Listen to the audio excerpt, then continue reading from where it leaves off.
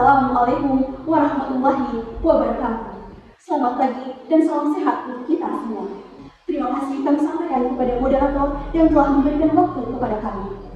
Bapak Ibu Dewan Juri yang terhormat, perkenalkan kami dari tim LDPI SMA Negeri 1 UU, Kecamatan UU, Kabupaten Dompu, Nusa Tenggara Barat.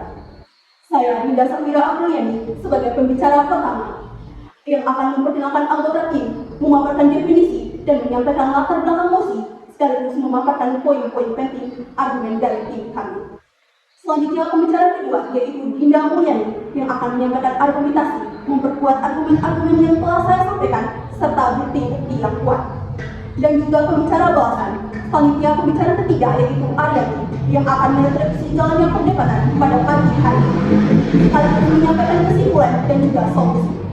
Adapun mosi yang akan kami sampaikan pada pagi hari ini adalah Dewan ini akan memberikan hak pilih kepada anak di bawah usia 17 tahun yang dianggap memiliki pemahaman yang memadai. Dewan juri yang kami hormati, kami selaku tim kontra menolak keras dengan mosi perdebatan pada pagi hari ini dengan argumentasi-argumentasi yang akan kami sampaikan. Selanjutnya saya akan menyampaikan definisi dan menyampaikan latar belakang mosi sekaligus menyampaikan poin-poin penting.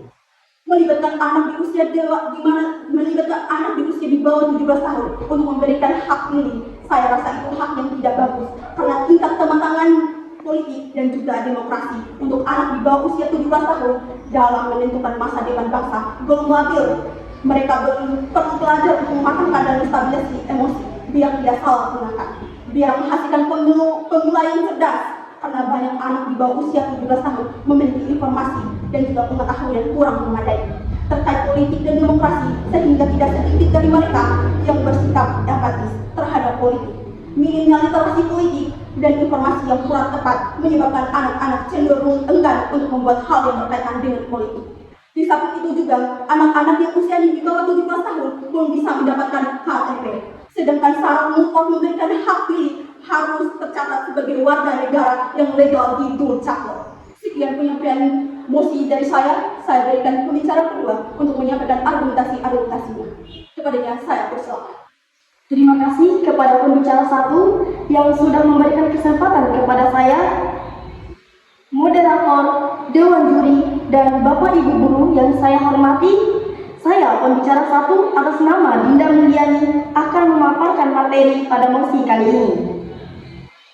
Jadi, batasan usia pemilih adalah 17 tahun, artinya sudah bertentangan dengan aturan yang berlaku di negara kita.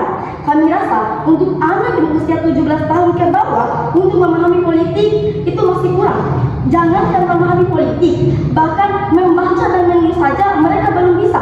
Oke lah kalau memang di kota-kota yang fasilitasnya sudah memadai. Namun bagaimana dengan kita yang berada di pedesaan, daerah-daerah yang terpencil yang fasilitasnya masih di bawah rata-rata atau kurang.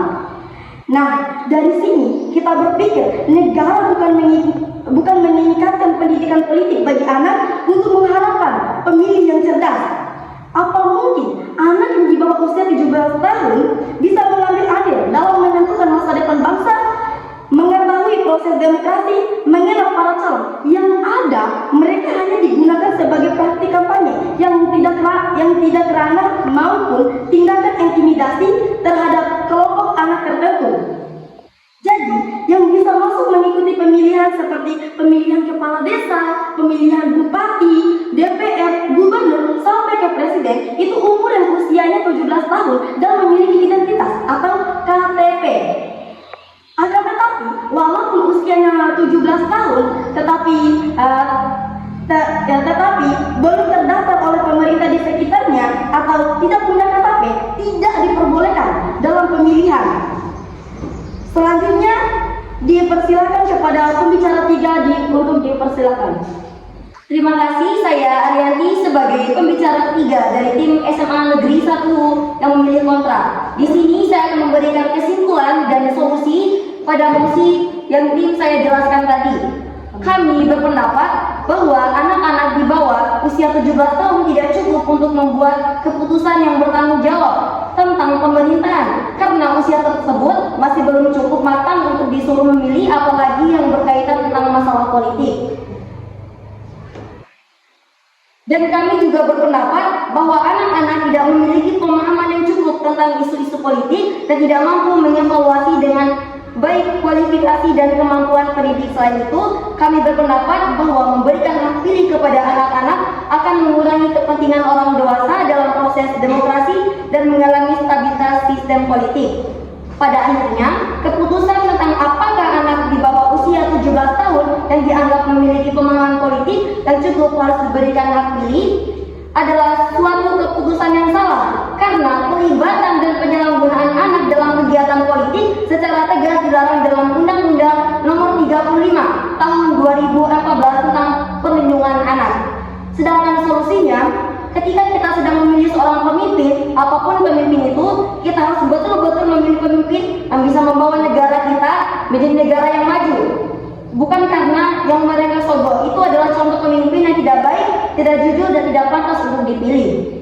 Seperti firman Allah dalam surah Al-Baqarah ayat 188 yang berbunyi, A'udzu billahi minasyaitonir rajim, Bismillahirrahmanirrahim. ولا تأكلوا أموالكم بينكم بالباطل وتدلوا بها إلى الحكام لتأكلوا فريقا من أموال الناس بالإثم وأنتم تعلمون.